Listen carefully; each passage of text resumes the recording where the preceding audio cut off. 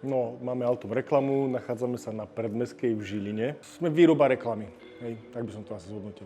Vyrábame od vizitky po billboard. Budovu obývame 8 rokov, čiže od začiatku roku 2019. Hej, oproti tomu, čo sme boli predtým v nájmoch, teraz sme vo svojej budove, tak je to diametrálny rozdiel. Hej.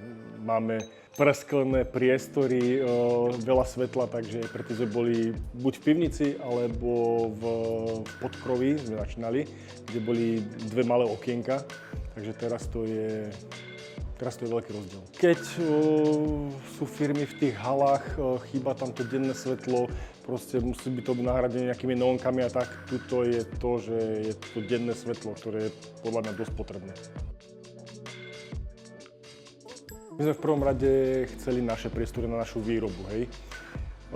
Ten zvyšok, to už bolo také skôr komercionálne proste, že aby sme mali z toho aj nejakú vratku, čiže sme išli do nájmov, hej. S Ekoprofilom, s pánom Peckom spolupracujeme už dlho, už roky. Takže samozrejme boli tam aj nejaké iné cenové ponuky, ale ja som vždycky toho názoru, že ruka ruku myje, hej. Takže asi toto bol aj ten hlavný dôvod. Skôr by som povedal, že projektant si tu navymýšľal nejaké veci, ľudia z Ekoprofilu nám teda poradili, aby sme to zjednodušili, aby proste to rozloženie okien bolo inakšie.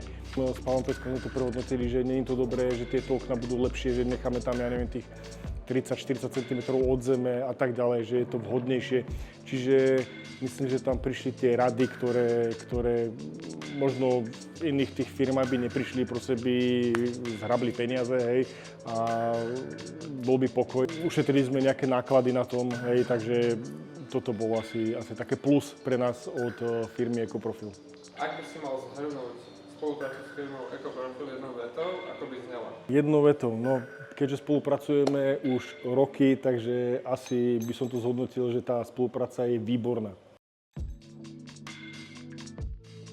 Ekoprofil.